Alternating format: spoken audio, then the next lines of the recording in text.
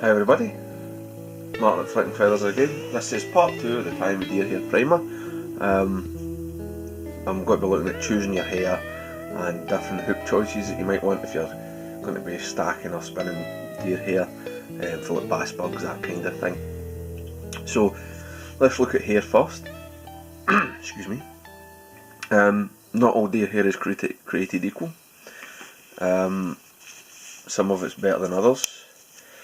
And it's really worth having a look at your having a look through the packs in the shop and choosing the stuff that's of a higher quality, because some of it frankly is rubbish.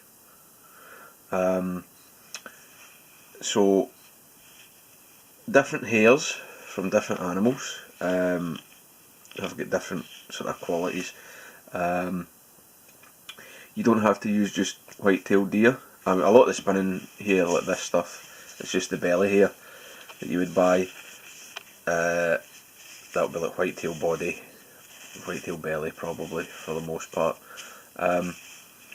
This is a decent piece. The fibres are a bit short, but we've got just maybe an inch and a bit. But it's good hair. It's nice and clean. It's densely packed. Late season, you know, like this has been shot at the coldest part of the year. The hair's really come through. In fact, there's not much underfur, right? Minimal underfur is what you're really looking for. I mean, always have like I like a dog brush. Some people like a lice comb. You can, when you cut a bunch of hair, just pull it through to take any of the crap out from the bottom. Here's a piece that's a bit less good. The hair's really short, right? Here's a bit too short for my liking. You can see maybe here. I don't know if you can see that. There's quite a bit of fuzzy underfur, and the hair's quite loose. Right? It's not as densely packed as this stuff. I mean, here's what I would say is an excellent piece of hair. Nice, long, good inch and a half, maybe a wee bit longer. On a supple hide, so it's easy to cut close. Very little under here. Obviously you could use other stuff. This is elk. Dyed kind of crayfishy orange or rust orange. Again, I've picked this out. I've not just randomly picked up a bag. I've gone through them. I mean, there is still some underfur in here, but it's largely okay. Right. So no underfur.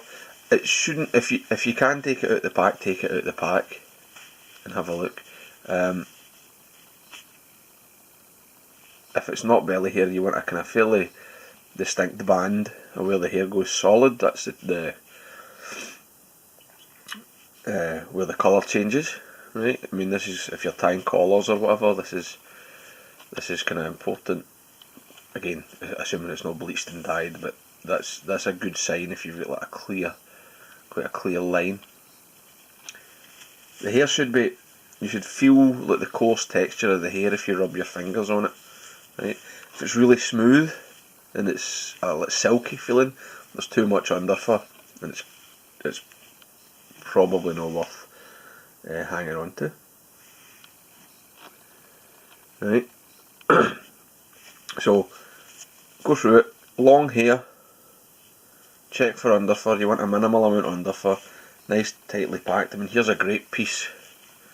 Unfortunately, it's on the skin's hard. It's not tanned, but this is Sika, and I got this from Irish Fly Supplies.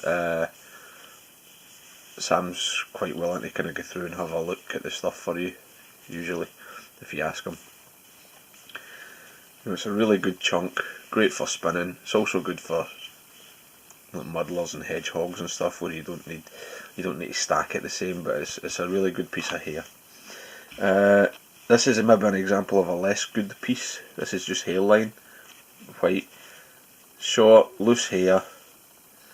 I don't know how well you can see that, but there's quite a lot of underfur in there.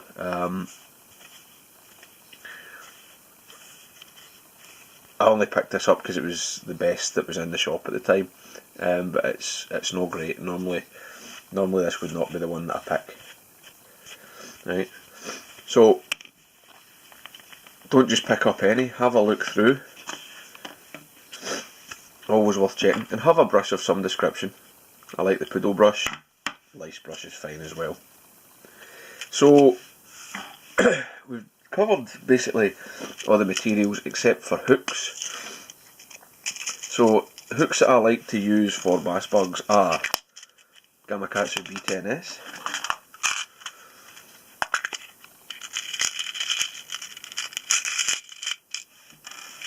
Tiemco 8089,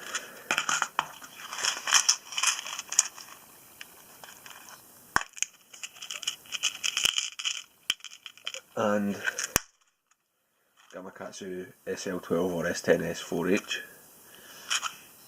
Now, the reason I've showed you these three is because it's quite an important point to note. All of these hooks are size 2, right?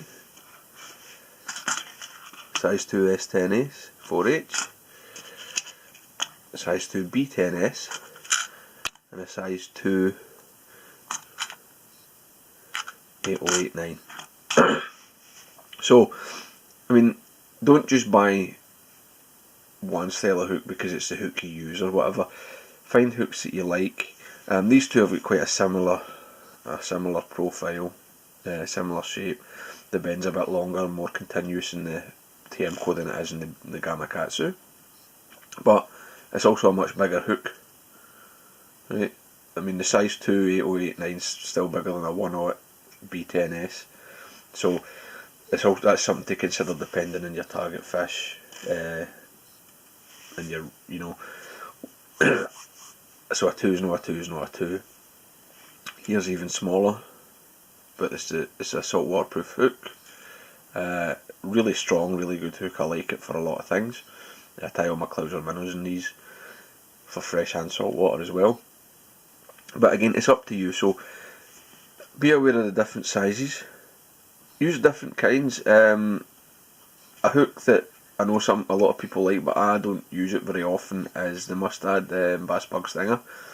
It is slightly longer on the shank and has a narrower gape, but it's a popular hook. It's just I don't really have a use for it. Try them out. Try out different hooks. See what you like. Whatever hook you go for, make sure it's a good hook, good and strong. Not only for the fish, but also for just the tie-in. You've got to put it under a lot of pressure. So you want something that will kind of flex and bend but won't deform. And that's basically it. I hope that's been informative and useful. In the next videos we'll start to look at like spinning here, and then we'll move on to stacking. So thanks very much for watching. Remember to subscribe to the channel. Tight lines, guys. Bye.